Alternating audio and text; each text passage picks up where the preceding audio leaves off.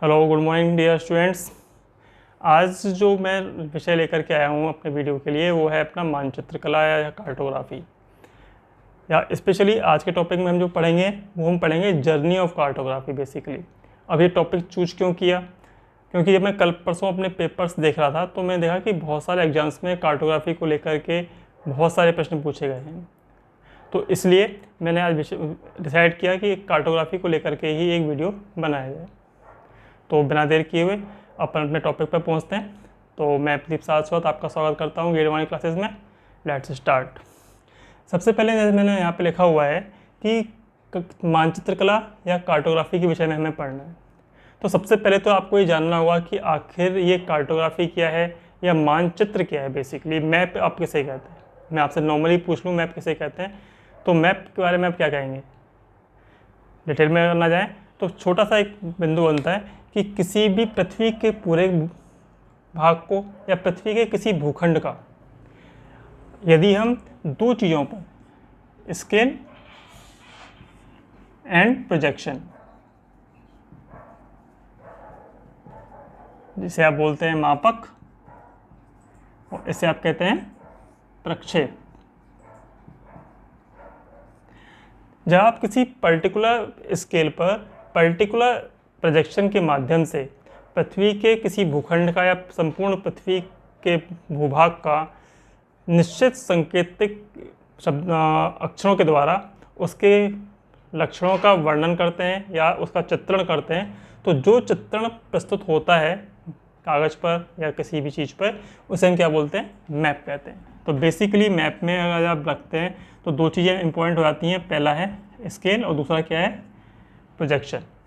Okay, तो ये चीज़ तो अपनी रही। यहाँ पे सब जानते हैं, खूब सारे मैप देखे हुए हैं, इस पर कोई खास प्रश्न बनने वाला भी नहीं है, तो इस पर हम चर्चा करने वाला भी नहीं हूँ। लेकिन शुरुआत थी, जानना जरूरी था।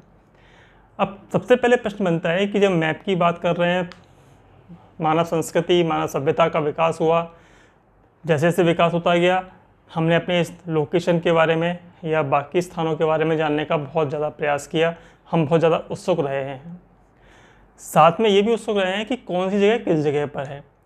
तो ये भी आप समझ सकते हैं कि अगर इतिहास के पीछे के पन्नों में जाके हम देखें तो हमें सबसे पहले जो सभ्यताएं याद आती हैं, अपनी सिंधु घाटी सभ्यता ध्यान आती है, बेबीलोन की सभ्यता ध्यान आती है, नील की या मिस्र की सभ्यता ध्यान आती है। ऐसी और भी बहुत सभ्यताएं हैं जिनका हम चर्चा करते रहते हैं। कई बार हमें अपने अलग अनेक प्रकार के स्रोतों से इनकी जानकारी मिलती रहती है। तो बात हो रही है मैप की, तो सबसे पहले मैप की जानकारी हमें किस सभ्यता से मिलती है, किन सभ्यताओं में मिलती है? तो मोटा मोटा मैं आपको कहूँ कि अपनी जो सिंधु घाटी सभ्यता थी, जिसे आप सैंधव सभ्यता के नाम से भी जानते हैं, सिंधु घाटी सभ्यता या फिर बेबीलोन की सभ्यता, जो मैंने वर्ड पहले भी बोले थे आपको, या फिर मिस्र की सभ्यता, ठीक है, इजिप्ट की। इन सभ्यताओं में मैप के बारे में कुछ ना कुछ जानकारी अवश्य मिलती है। लेकिन एक चीज़ जो जानने वाली है वो ये कि हम, और सबसे पहली बात ये भी आती है कि इन दोनों सभ्यताओं में हमें मैप के बारे में बहुत कुछ जानने को मिलता है। ये बहुत पुरानी सभ्यताएं हैं, आप सब जानते हैं, अपन हिस्ट्री नहीं पढ़ रहे हैं यहाँ पे, तो इस पर चर्चा हम करेंगे भी नहीं। लेकिन सिंधु घाटी सभ्यता के जो मैप मिलते हैं या बेबीलोन के जो मैप मिलते हैं वो हमें कैसे मिलते हैं? ब्रिक्स पर मिलते हैं, ईंटों पर मिलते हैं, ठीक है। दूसरी बात जो सबसे इम्पोर्टेंट है, ये जो मैप्स हैं, ये मैप बेसिकली किस पे थे? लाइन थे। एक प्रकार से हम मान सकते हैं कि ये आउटलाइंस के रूप में प्रदर्शित किए गए थे। इनको हम रॉ डिस्क्रिप्शन ऑफ मैप के रूप में देख सकते हैं। इनमें आप कोई प्रिसाइज तरीके से ये नहीं बोल सकते कि पर्टिकुलर जगह यहाँ पर है या इसके बारे में बताया गया है। छोटा छोटा सा कोशिश थी, तो ये इस पर कुछ ज़्यादा चर्चा नहीं करनी। हाँ, इतना मान सकते हैं कि सिंधु घाटी सभ्यता या बेबीलोन की सभ्यता में हमें मैप के बारे में जानकारी मिलती है। इन केस कभी ऑब्जेक्टिव क्वेश्चन में ये एक पॉइंट लिख के आ जाता है तो आपको वहाँ पे लिख के देना है। लेकिन यहाँ पर एक नया शब्द मैंने जोड़ा, तीसरा, वो है मिस्र। मिस्र की सभ्यता को लेकर के एक शब्द यूज किया जाता है, Turin papyrus. Turin papyrus, okay. Basically ये ट्यूरिन पैपिरस क्या है? ये ट्यूरिन पैपिरस मिस्र के लोगों के द्वारा बनाया गया वो मैप है जिसको आने वाले विद्वानों ने जब इसका अध्ययन किया तो इसको ट्यूरिन पेपिरस के नाम से विख्यात किया गया, या हम ये कहें कि इसको ट्यूरिन पेपिरस के नाम से जाना जाने लगा। इस ट्यूरिन पेपिरस की जो विशेषता थी बाकी जो सिंधु घाटी सभ्यता या बेबीलोन की सभ्यता में मिलने वाले जो मैप हैं उनसे किस तरह से डिफर थी, किस तरह से ये अलग थी। तो जैसा मैंने आप सबको कहा कि यहाँ पर जो हमने मैप देखे, जिनको हमने मैप कहा बेसिकली, वो क्या थे, एक स्केच था, एक आउटलाइंस थी। जबकि ट्यूरिन पेपिरस जो कि मिस्र के लोगों ने बनाया, इसमें आपको डिस्टेंस इन हाइट इनके बारे में हल्का हल्का सा जानकारी मिलना शुरू हुई। तो हम ये कह सकते हैं कि ऑलमोस्ट हम ये मान सकते हैं कि सिंधु घाटी सभ्यता और बेबीलोन की सभ्यता से बेटर कंडीशन में था अपना ये ट्यूरिन पेपिरस। क्लियर? तो यहाँ तक तो हमें समझ लेना चाहिए। ये तो एक छोटा छोटा सा आंकड़ा रहा। आगे हम अगर बात करें तो आपको समझना होगा कि सबसे पहला प्रश्न जो बनता है वो क्या बनता है। सबसे पहला प्रश्न बनता है कि विश्व का मानचित्र, या सबसे पहले विश्व का मानचित्र किसके द्वारा बनाया गया, या उस सब विश्व का सबसे पहला मानचित्र कब बनाया गया था। तो सबसे पहला मानचित्र कब बनाया गया था? 600 BC before Christ. Okay, 600 BC में विश्व का पहला मानचित्र या मैप बनाया गया था। बनाने वाले कौन थे? बनाने वाले थे अपने एलेक्जेंडर। नाम था इनका क्या?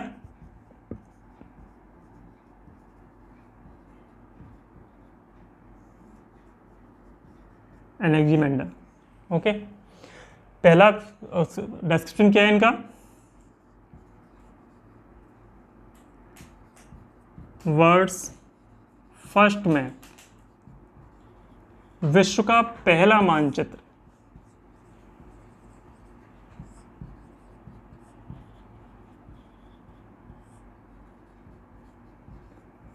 विश्व का पहला मानचित्र किसने बनाया? एलेक्जेंडर ने बनाया।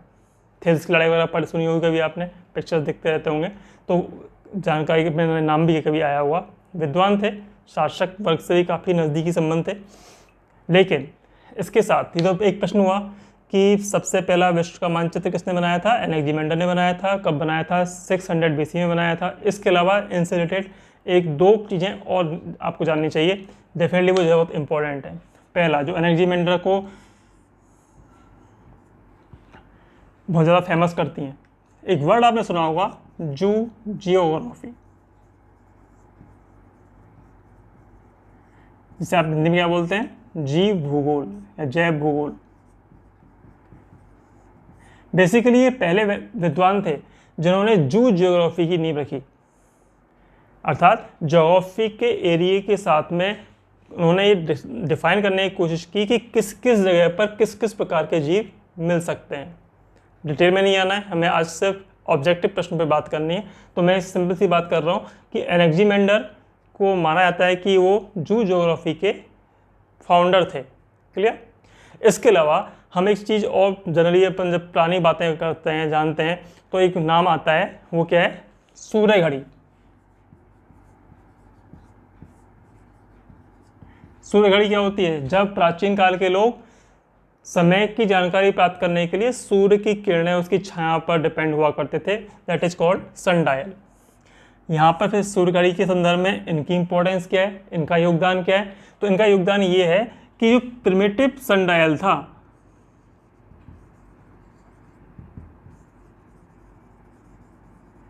या हम ये कहें जो प्रारंभिक सूर्य घड़ी थी,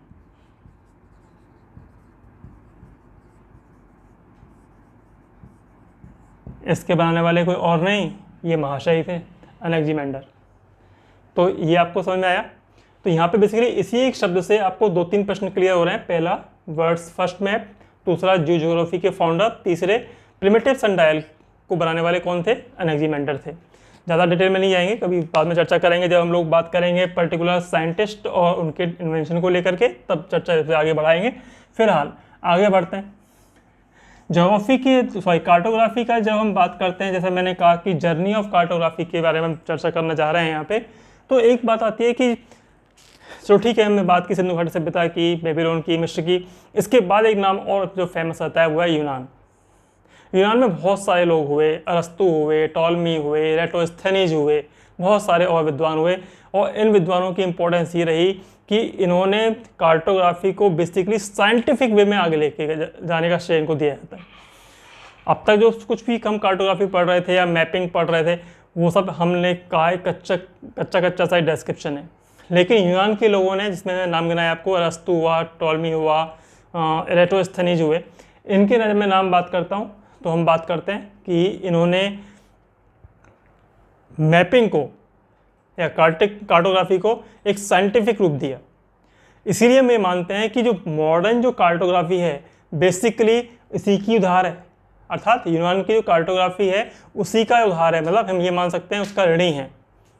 उधार बोलना सही नहीं है, एक तो फिर हम कह सकते हैं कहीं ना कहीं उनको श्रेय दिया जाना चाहिए कि हम यूनान के जो उनके विद्वान थे, उनकी जो गणनाएं थीं, उनके आधार पर हम आज भी काम करते हैं। इनमें सबसे पहला और सबसे इम्पोर्टेंट नाम आता है एराटोस्थेनीज का।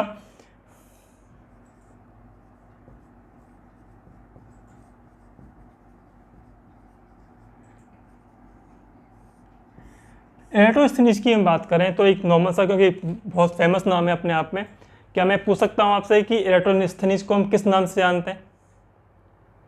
शायद बता पाएँ आप। एराटोस्थेनीज को हम जानते हैं किस नाम से?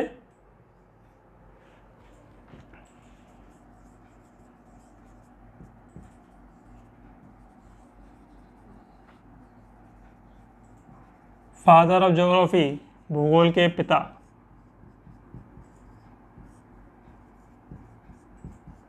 इन्हें हम भूगोल के पिता के रूप में जानते हैं, एराटोस्थेनीज। बहुत इंपॉर्टेंट क्वेश्चन है, छोटे से लेके बड़े एग्जाम तक कई बार पूछा जा चुका है। Who is known as the father of geography? जैसे पूछा जाता है ना कि who is the father of history, Herodotus के बारे में आप बात करते हैं, ठीक वैसे ही हम यहाँ बात करते हैं भूगोल की। जब बात करते हैं तो हम बात करते हैं भूगोल के पिता की, और नाम आता है सीधा जहन में हमारे में क्या? एराटोस्थेनीज। क्लियर? अब एराटोस्थेनीज की ज़्यादा लंबा वीडियो मुझे नहीं करना एक्चुअली, तो एराटोस्थेनीज की हम बात करें तो एराटोस्थेनीज की सबसे इंपॉर्टेंट बात थी कि इन्होंने जो मैप बनाया, कार्टोग्राफी की हम बात कर रहे हैं, तो इन्होंने जो मैप बनाया बेसिकली इस मैप में इन्होंने जो परिधि थी, जो पेरिफेरी है पृथ्वी की, इसकी सही गणना उन्होंने की, ऑलमोस्ट सही गणना उन्होंने करके दी। इसके अलावा इनकी सबसे इंपॉर्टेंट जो हम ध्यान रखते हैं कार्टोग्राफी में उनके योगदान को लेकर के, इन्होंने बहुत कुछ किया है, लेकिन कार्टोग्राफी के योगदान को लेकर के हम बात करें तो उन्होंने भूमध्य रेखा, जिसे हम इक्वेटर कहते हैं, अपने मैप में इक्वेटर को मेंशन करने का प्रयास किया। इक्वेटर को ऑलमोस्ट उस जगह लगाने की कोशिश की जो कि आज भी अब लगाते हैं भूमध्य रेखा को। एक तरह से माने कि उन्होंने पृथ्वी को दो गोलार्धों में बांटने का प्रयास किया, दो हेमिस्फीयर में बांटने का प्रयास किया। टाइम बढ़ेगा, इससे पहले मैं आगे पॉइंट पे बढ़ता हूँ, क्वेश्चन काफ़ी सारे बनेंगे, तो आगे बात कर लेते हैं। एराटोस्थेनीज के बाद हम बात करते हैं हिप्पार्कस की। एक नया वर्ड मैंने जोड़ा यहाँ पे, हिप्पार्कस। ठीक है, अब ये हिप्पार्कस का योगदान क्या है कार्टोग्राफी में? तो हिप्पार्कस का योगदान ये है कि इन्होंने जो मैप बनाया, इस मैप में बेसिकली हम जब बात करें तो इन्होंने मैप में दो चीज़ें मेंशन की। अब तक मैंने यहाँ तो बात की मैंने क्या कि एराटोस्थेनीज ने क्या किया, इक्वेटर को मेंशन करने का प्रयास किया। लेकिन हम आज भी जब ज्योग्राफी पढ़ रहे होते हैं तो सबसे पहले चीज़ जो जानना चाहते हैं वो क्या जानना चाहते हैं, किसी भी लोकेशन जानते हैं तो हम कि इसका लैटिट्यूड क्या है, इसका लॉन्गिट्यूड क्या है। इसी के बेस पे आप ये फाइंड आउट कर पाते हैं कि पर्टिकुलर जगह किस जगह पर है। लैटिट्यूड और लॉन्गिट्यूड पर मैंने वीडियो बनाया हुआ है ऑलरेडी, तो कभी उसको देख लेना। नहीं, फिलहाल हम चर्चा उस पर नहीं कर रहे हैं। ओके, हम लोग चर्चा कर रहे हैं इस कार्टोग्राफी की जर्नी के बारे में बात कर रहे हैं। तो यहाँ पे हम बात करें, मैंने कहा एराटोस्थेनीज का क्या योगदान क्या था। यहाँ पे हम बात करें इक्वेटर मीन्स, यहाँ हम इसको मेंशन कर सकते हैं एराटोस्थेनीज, याद कर सकते हैं आप आराम से। एराटोस्थेनीज का योगदान था इक्वेटर को मेंशन करने के लिए। लेकिन हम बात करें हिप्पार्कस की, तो हिप्पार्कस ने क्या किया, बेसिकली हिप्पार्कस दो कदम आगे बढ़े और उन्होंने पूरे मैप को लैटिट्यूड में डिवाइड किया। इसके अलावा उन्होंने एक काम और करने का प्रयास किया, उन्होंने पूरे मैप को लॉन्गिट्यूड में भी डिवाइड किया। तो ना केवल उन्होंने इस पूरे मैप को लैटिट्यूड में डिवाइड किया बल्कि लॉन्गिट्यूड में भी डिवाइड कर दिया। तो नॉर्थ साउथ जो पैरेलल रेखाएं आती हैं, क्या बोलते हैं इन्हें हम बोलते हैं लॉन्गिट्यूड। देशांतर, और जो आपकी ईस्ट टू वेस्ट जा रही हैं इन्हें हम क्या बोलते हैं, अक्षांश या फिर लैटिट्यूड बोलते हैं। तो आपको पता है, चर्चा नहीं कर रहे। लेकिन यहाँ पे इंपॉर्टेंट बात क्या है, वो पहले व्यक्ति थे हिप्पार्कस जिन्होंने मैपिंग में लैटिट्यूड और लॉन्गिट्यूड को मेंशन करने का प्रयास किया अलॉन्ग विद इक्वेटर। इक्वेटर तो था ही।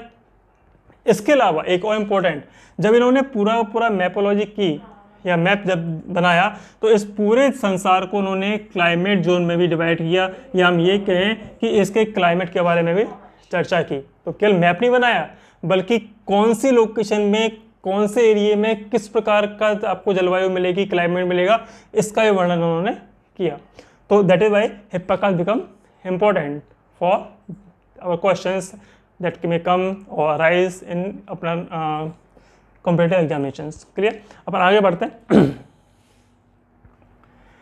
हिप्पार्कस के बाद एक और चीज आती है, यहाँ पर हटाता नहीं, उसे बार बार ड्रॉ करना पड़ रहा है। हिप्पार्कस के बाद एक नया नाम आता है, वो है क्रेट्स। क्रेट्स, इनका बहुत छोटी सी बात करता हूँ मैं। क्रेट्स ने जो बेसिकली उनकी जो इम्पोर्टेंस मानते हैं, हम ये मानते हैं कि हम लोग सब जानते हैं कितने महाद्वीप हैं आज तारीख में, लेकिन ये क्रेट्स पहले व्यक्ति थे जिन्होंने महाद्वीपों को मेंशन किया। एशिया, यूरोप, अफ्रीका या साउथ अमेरिका, यूरोप और ऑस्ट्रेलिया वगैरह वगैरह। तो इन सब को पहली बार जो मेंशन किया किसके रूप में, महाद्वीप के रूप में या फिर कंटिनेंट के रूप में। तो कंटिनेंट को मेंशन करने वाले पहले वैज्ञानिक थे, कौन थे, भूगोलवेत्ता कौन थे, दैट इज क्रेट्स। क्लियर। तो क्रेट्स का योगदान तो यहाँ पर रहेगा। इसके बाद हम बात करें टॉलमी, जिनकी बात की बिना हमें लगता नहीं कि जर्नी ऑफ कार्टोग्राफी पूरी हो पाएगी। टॉलमी की हम बात करें, टॉलमी अपने आप में बहुत बहुत बहुत बड़े विद्वान व्यक्ति रहे हैं अपने आप में। ज्योग्राफी के बारे में उन्होंने बहुत कुछ लिखा है। ओके। उन्होंने अपनी किताब लिखी ज्योग्राफिया, नाम क्या था उसका,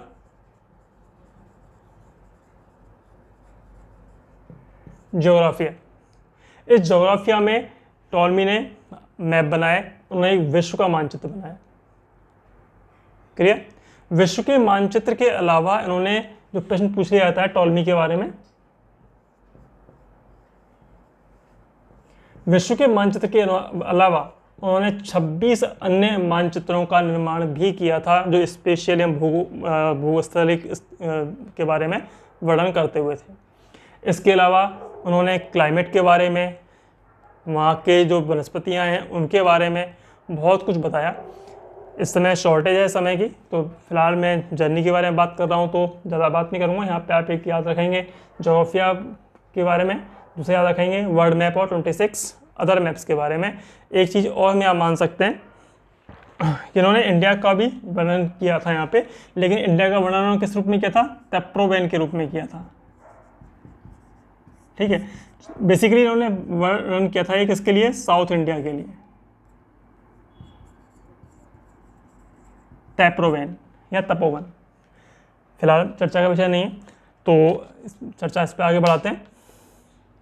टॉलमी के बाद एक बहुत बड़ा, हम बात करें टॉलमी से, मैं मतलब है कि यूनान के दार्शनिकों ने जो कार्टोग्राफी को अपनी इम्पोर्टेंस दी या बहुत कुछ ज्ञान दिया संसार को कार्टोग्राफी को लेकर के। इसके बाद समय आया 1500 AD तक का, टॉलमी के बाद से लेकर के 15 AD तक का, after the death of Christ, 15वीं ईसा तक का हम बात करें तो वो समय था जिसे हम किस रूप में जानते हैं, आप लोगों ने हिस्ट्री भी खूब पढ़ी होगी, तो इसे हम जानते हैं किसके रूप में, डार्क एज। ये वो समय था जब हर क्षेत्र में एक चीज जरूर गूंजती थी, वो क्या थी, धर्म। हर जगह धर्म था। इवन जो मैपिंग हो रही थी उसमें भी धर्म का पुट डाल दिया गया। अगर शॉर्ट करूं मैं तो डार्क एज को मैंने यहाँ पर क्यों लेके आया, जब कोई इंपॉर्टेंस रह ही नहीं गई। तो यहाँ पे एक मैप आता है जो जनरली पूछ लिया जाता है, कई बार आरएस में भी पूछा गया था क्वेश्चन में, यूपीपीसीएस के एग्जाम में भी पूछा गया है, आईएएस में कई बार पूछा जा चुका है। एक नाम आता है TNO। ओके, मैंने नाम कह दिया TNO।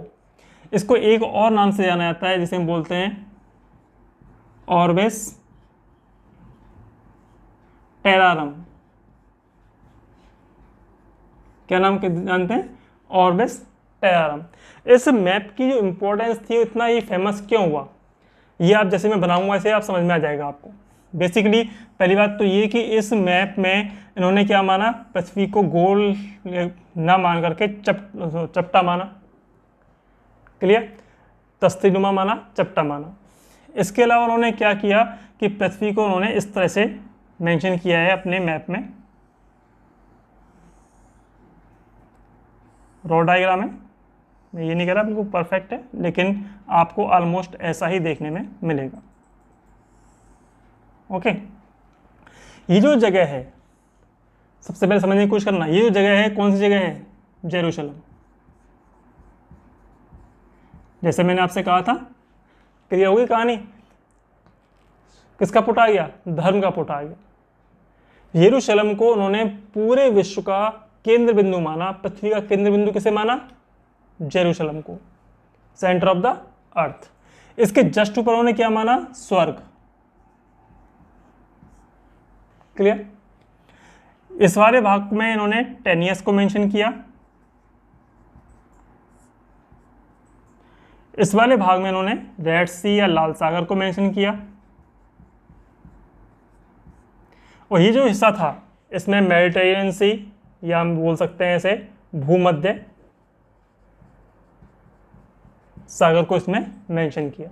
मैप है वर्ल्ड का, यही पृथ्वी का केंद्र बिंदु, यहाँ पे टेनियस, लाल सागर, भूमध्य सागर, और इस साइड में क्या बनाया, यूरोप। इधर दिखाया इन्होंने अफ्रीका, और स्वर्ग से नीचे क्या बनाया इन्होंने, एशिया। ये हम सब जानते हैं एशिया सबसे बड़ा कंटिनेंट है, उनके हिसाब से भी सबसे बड़ा कंटिनेंट कौन था, एशिया था, लेकिन ये स्वर्ग के पास में था, केंद्र में जेरूशलेम था। तो कैसा दिख रहा है आपको, ये ऑलमोस्ट टी दिख रहा है, किसमें, in O, that is why it is known as T in O. और दूसरा नाम क्या था इसका, ऑर्बिस टेरारम। तो उसको यहाँ पे भी लंबा नहीं खींच रहा, को मिला करके आपको डार्क एज में कई क्वेश्चन आता है तो ऑर्बिस टेरारम याद रखना है, टी इन याद रखना है, टी इन ओ। और जनरली पूछ लिया जाता है प्रश्न कि टी इन ओ मैप में जो केंद्र बिंदु था या पृथ्वी का केंद्र था वो किसे माना जाता है, जेरूशलेम को माना जाता है, क्लियर। तो ये चीज़ आपको ध्यान रखनी है।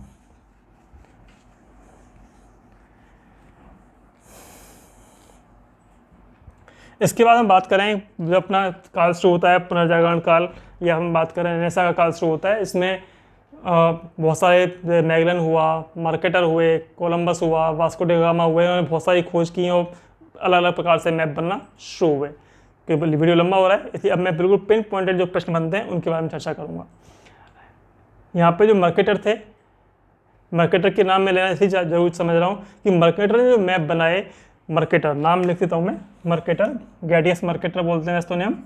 मर्केटर ने जो मैप बनाए, इनकी मैप की जो विशेषता थी वो क्या थी कि इसमें जो नाविक थे, जो सेलर्स थे, इनको बहुत ज़्यादा हेल्प मिलती थी। क्यों? क्योंकि इनके जो मैप थे वो डायरेक्शन एंड डिस्टेंस इनमें बहुत प्रिसाइज थे, बिल्कुल सटीक लगभग इनकी जानकारी इनके मैप में उनको मिलती थी। तो इस सेलर्स के लिए बहुत हेल्पफुल हुआ करता था मैप ऑफ मर्केटर या मर्केटर के द्वारा बनाए गए मैप। तो लंबा नहीं खींच के आगे बढ़ते हैं, तो हम बात करते हैं कि जो है मर्केटर जिनके मैप के बारे में कभी पूछा जाता है तो आपको मेन चीज़ ध्यान रखनी है क्या कि डायरेक्शन और डिस्टेंस को लेकर के ये मैप काफ़ी फेमस रहे हैं। आज भी जब मर्केटर प्रोजेक्शन पर मैप बनाते हैं तो उसकी इंपॉर्टेंस भी क्या दिखाई देती है कि ये मैप डायरेक्शन और डिस्टेंस में ऑलमोस्ट प्रिसाइज होते हैं। डायरेक्ट अब मैं इंडिया पे आता हूँ क्योंकि लंबा होता जा रहा है। इंडिया की हम बात करें तो जब इतना सारा कुछ चल रहा है तो इंडिया का नाम तो भूलना नहीं चाहिए। हालांकि सिंधु घाटी सभ्यता के संदर्भ में इसको हम याद कर चुके हैं पहले, लेकिन फिर भी एक प्रश्न बनता है सबसे पहले कि भारत का पहला मानचित्र किसने बनाया था। भारत का पहला मानचित्र किसने बनाया था और कब बनाया था। इन शॉर्ट हम बात कर लेते हैं भारत का पहला मानचित्र, ठीक है। फर्स्ट मैप ऑफ इंडिया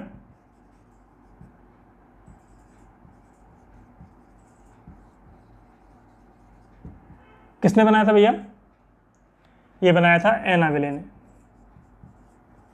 हो सकता है आप में से कई लोगों को पता ही ना होगा, मैं फिर कह रहा हूँ आप ये कोशिश करना आज जब मेरी क्लास लेके आप निकलो बाहर हो सकता है सोचें कि क्या बहुत लंबा हो गया, लेकिन फिर भी एक बात सोचना कि इनमें से कितने प्रश्न आपको अब से पहले पता थे। यही कारण है मैं कोशिश करूंगा आपको एक से अच्छी वीडियो आपके पास पहुंचे।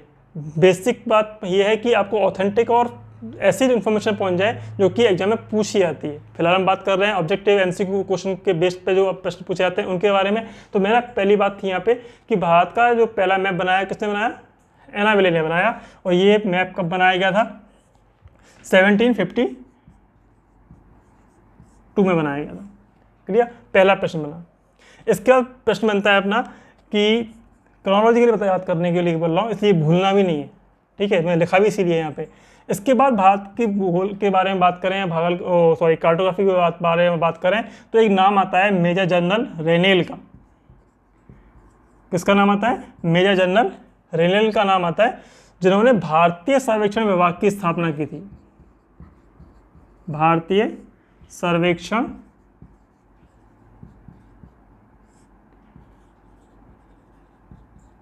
विभाग की स्थापना की थी। और इस विभाग की स्थापना उन्होंने कब की थी, अब ये प्रश्न यहाँ पे बनता है। मैंने यहाँ पे बात की थी 1552 में पहला मैप बना। इसके बाद इसको जस्ट नीचे आएंगे आप और ये बात याद रखेंगे आप 1769, 52 के बाद 69, कि भारतीय सर्वेक्षण विभाग की स्थापना रेनेल ने की थी और 1769 में की थी। क्रोनोलॉजी ध्यान रखनी है। क्लियर। इसके बाद हम बात करें कि जो जब मानचित्र का वर्णन हो ही रहा है, मानचित्र कला में बहुत सारी और भी डेवलपमेंट हुए, प्रोजेक्शन का डेवलपमेंट हुआ, तो साथ में जैसे हवाई जहाज़ों का विकास हुआ तो ऊपर से हवाई सर्वे करके भी मैप बनना शुरू हुए, आप सब जानते हैं। तो लंबा यहाँ फिलहाल नहीं आ रहा है। यहाँ पे प्रश्न बनता है कि भारत में एरियल सर्वे द्वारा, एरियल सर्वे से जिसे हम बोल सकते हैं हवाई मानचित्रण कब प्रारंभ हुआ, ठीक है। The year in which aerial map are drawn by aerial survey. हवाई मानचित्र या हवाई सर्वे के द्वारा जो मानचित्र की क्रिया है, वो कला थी, वो भारत में कब शुरू हुई। तो इसका जवाब है आपके पास क्या, 1924। क्लियर। इसके बाद हम बात करें, नॉर्मल सी बात है कि आज साइंस बहुत आगे बढ़ गई है, हम लोग सैटेलाइट बहुत सारे बेच चुके हैं ऊपर। तो अब इसके बाद नंबर आता है, हम लोग आप लोग पढ़ भी रहे होंगे, देख भी रहे होंगे, मैप की जो आजकल की जो क्वालिटी है वो भी बहुत बदल गई है। तो अभी देखते होंगे कि आजकल जो मैप है वो पहले से बहुत अच्छे हैं। क्यों, क्योंकि सैटेलाइट का भी उसमें यूज हो रहा है। तो जो सैटेलाइट के माध्यम से दूर संवेदी जो अपने उपकरण हैं उनकी हेल्प के माध्यम से भारत में जो मैपिंग शुरू हुई वो कब शुरू हुई, कोई बताएगा, याद कर लीजिए, बता देना मेरे को, तब तक मैं लिखता हूँ। तो भारत में जो सैटेलाइट के थ्रू,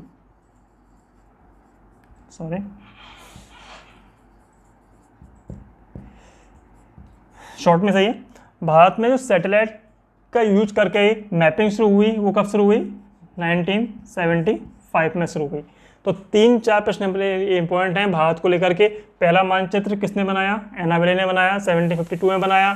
भारतीय सर्वेक्षण विभाग की स्थापना कब हुई, 1769 में हुई, मेजर जनरल रेनेल ने की। भारत में एरियल सर्वे के द्वारा मैपिंग कब शुरू हुई, 1924 में हुई। और सैटेलाइट का यूज करके भारत में मैपिंग कब शुरू हुई, वो हुई 1975 में। तो आज के लिए मैं आपके पास इतने रहूँगा, काफ़ी लंबा वीडियो हो गया।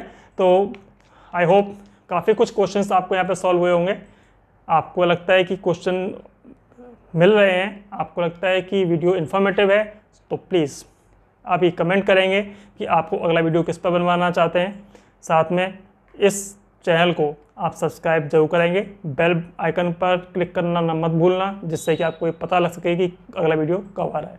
Till then, bye bye, have a nice day.